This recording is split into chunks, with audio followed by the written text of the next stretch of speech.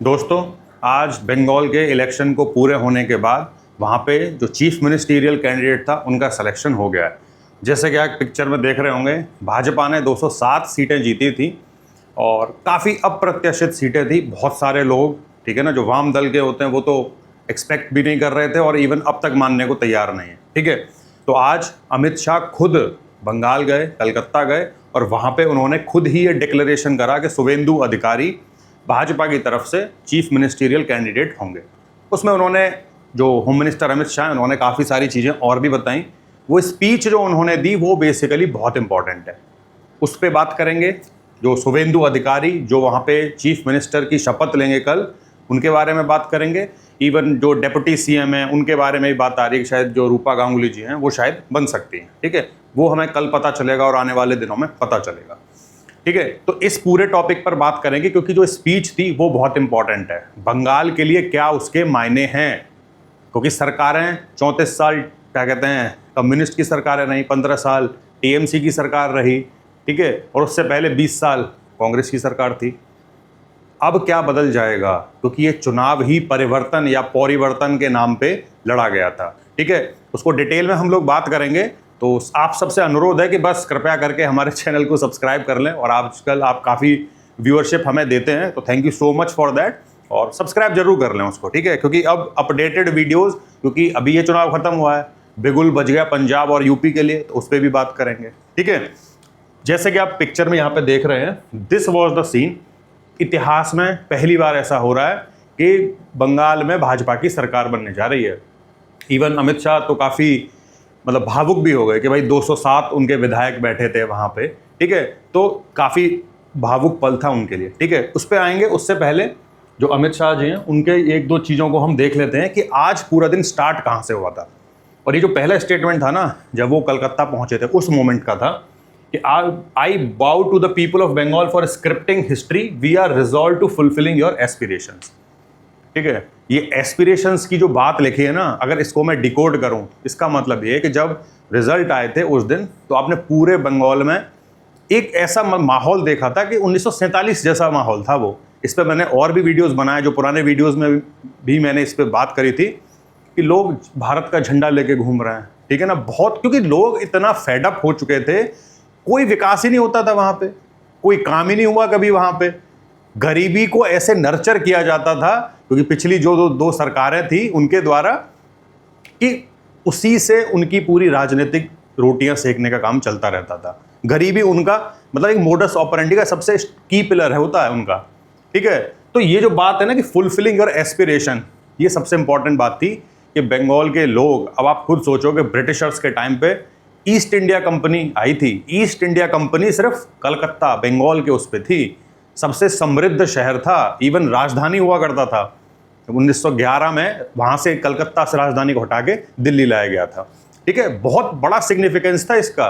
लेकिन सब पिछले 70-75 साल में सारे एस्पिरेशन खत्म, कोई नौकरी नहीं, कोई इन्वेस्टमेंट नहीं, 7वां वेतन आयोग तक लागू नहीं हो पा रहा है वहाँ पे। ठीक है ना, 8वां लगने की बारी आ गई। ठीक है, तो गरीबी को जो नर्चर करके उस पर जो राजनीतिक रोटियां सेकने का काम चलता था वो चलता रहा। ये जो एस्पिरेशंस की बात यहाँ पे हो रही है कि केंद्र की कोई भी स्कीम बंगाल तक नहीं पहुँचती थी। आयुष्मान भारत की स्कीम है, नहीं पहुँचेगी।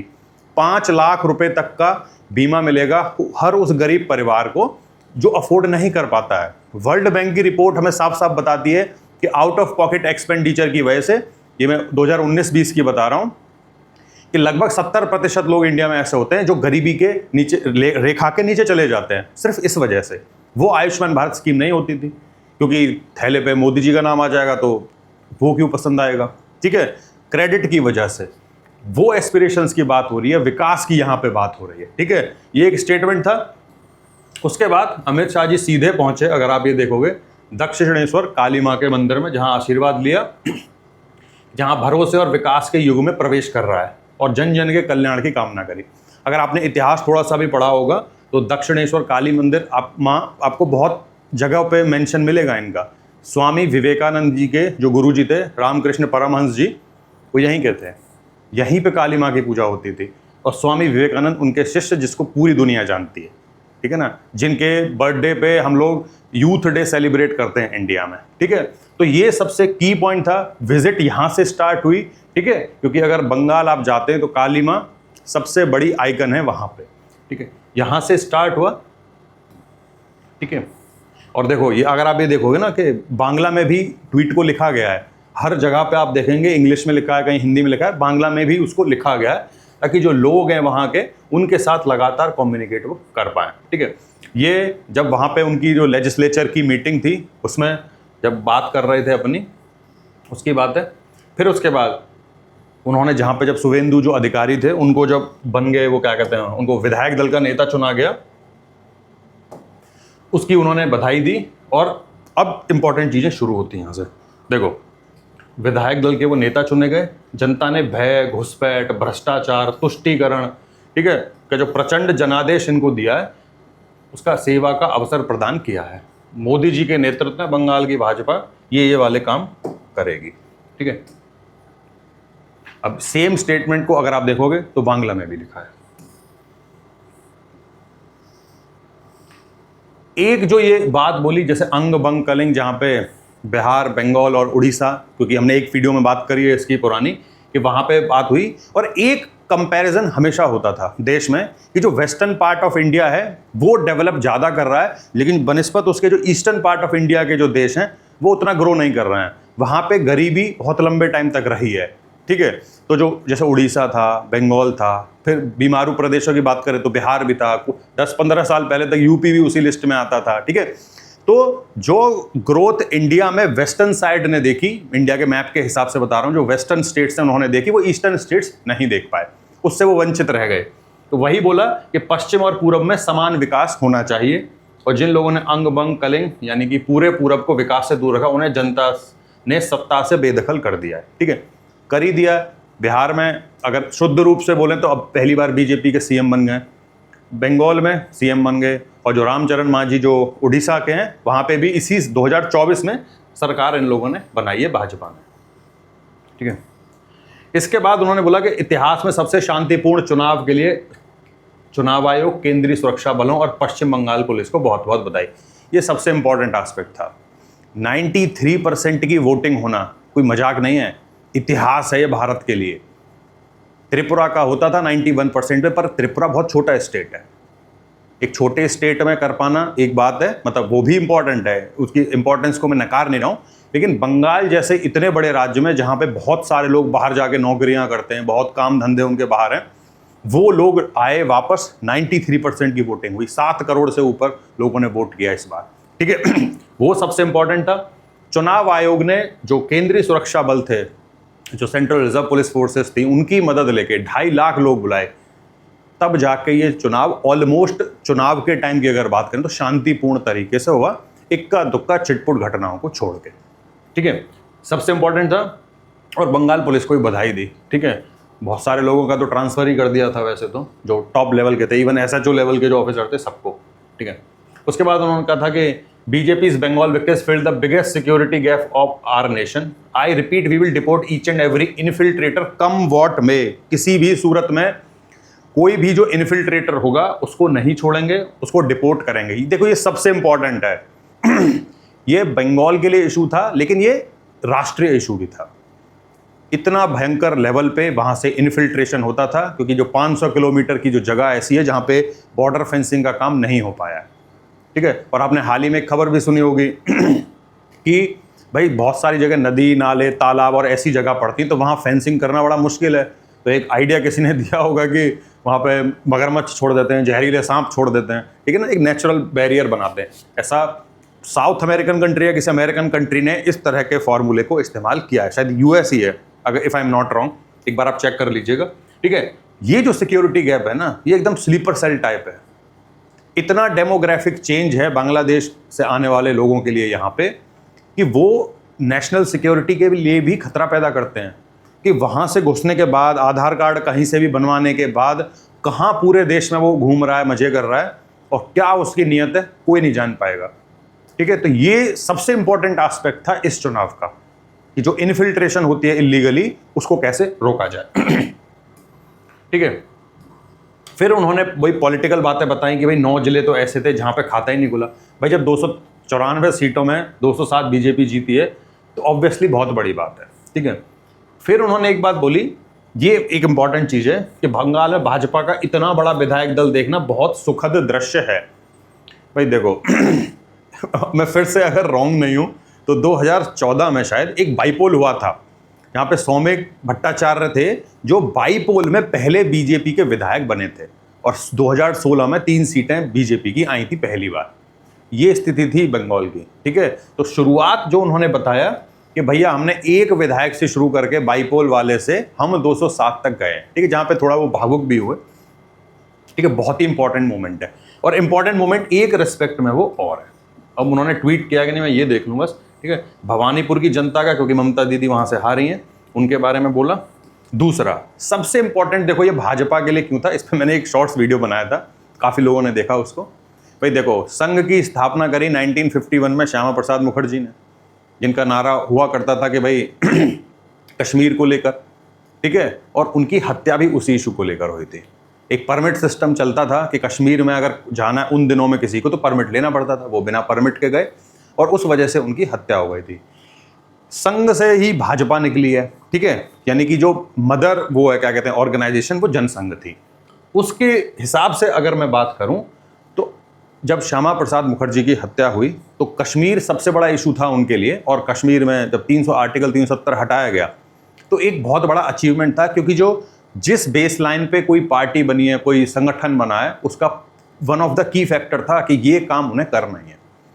एक मायने में उसको आज जो हुआ है वो और ज़्यादा इंपॉर्टेंट है। वो शायद बोला है, मुझे एग्जैक्टली याद नहीं है, शायद बोला है होम मिनिस्टर ने कि भाई जब श्यामा प्रसाद मुखर्जी जिस प्रदेश से आते थे उस प्रदेश में उनकी सरकार ही नहीं थी, यानी कि जो ऑर्गेनाइजेशन जहाँ पे बनी है वहाँ पे उनकी सरकार ही नहीं। तो उस लिहाज से, बीजेपी के लिहाज से ये बहुत ही इंपॉर्टेंट है, ठीक है, कि वहाँ पे उनकी सरकार बनी है, ठीक है।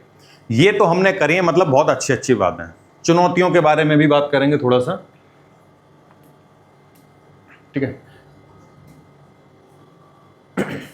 अब देखो जो शुभेंदु अधिकारी जी हैं, ठीक है ना, उन्होंने शायद शादी नहीं करी अभी तक, और वो चीफ मिनिस्टर बने हैं बीजेपी की तरफ से बंगाल के लिए। देखो ये जो सेंट्रल पुलिस फोर्सेस जो थी वो रुकेंगी 2 महीना और आगे तक। तो बहुत सारे बुलडोजर यूपी से पहुंच गए हैं बंगाल में, 270-75 कुछ जैसे आंकड़े थे, ठीक है, और बहुत जगहों पे वो चलते हुए भी हमें दिखे, ठीक है। इलीगल इंक्रोचमेंट जैसे जो बड़े इशू हैं, अब उन पे साफ सफाई का कार्यक्रम होगा।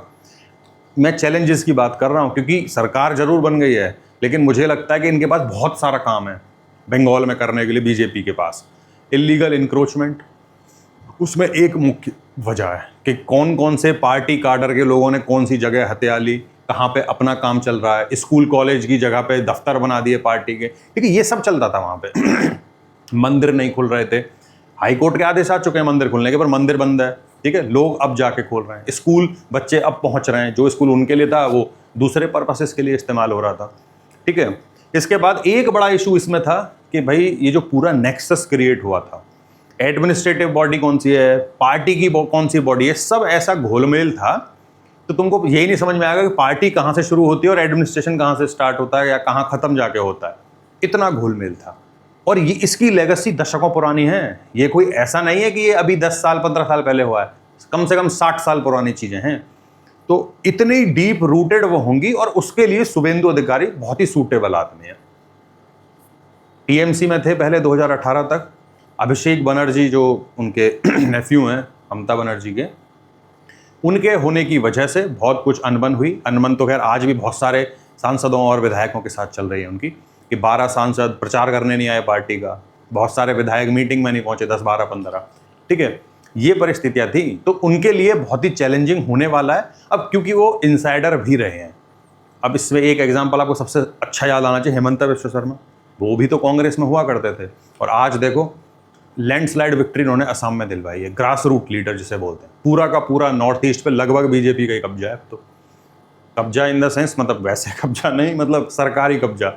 इससे एक डेटा और भी है कि लगभग 78%, 78% पॉपुलेशन जहाँ पे बीजेपी रूल्ड सरकारें हैं, और 72% land mass of the country जो बीजेपी के अंडर, एडमिनिस्ट्रेशन के अंडर आता है, ठीक है।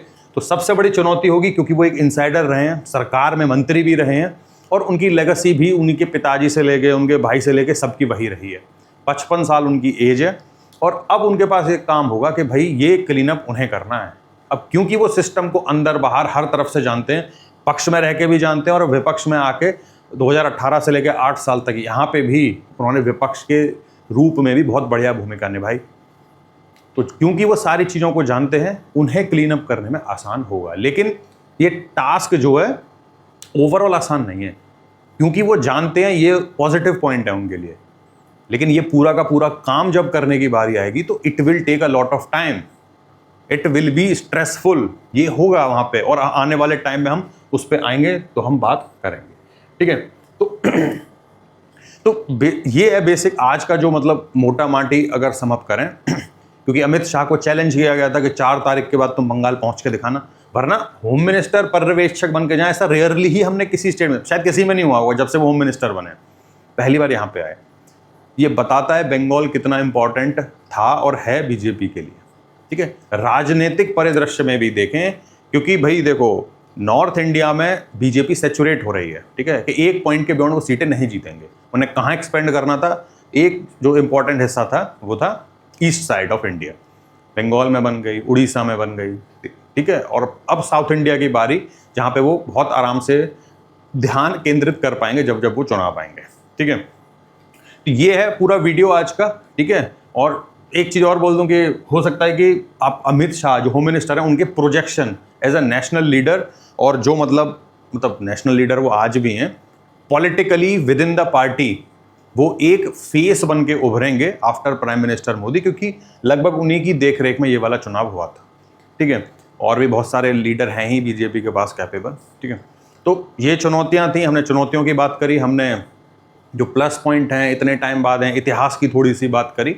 तो ये वीडियो का एंड है, और आप सबसे अनुरोध है कि भाई अगर ये वीडियो आपने देखी है यहाँ तक, आपको पसंद आई है, तो आप शेयर करें इस वीडियो को, और कृपया करके सब्सक्राइब तो हमें ज़रूर ही कर लें, क्योंकि ऐसे वीडियोस रेगुलरली आपको रोज़ रात को मिलेंगे, दिन में भी मिलेंगे, शॉर्ट्स के रूप में भी और लॉन्ग वीडियोज़ के रूप में भी। धन्यवाद।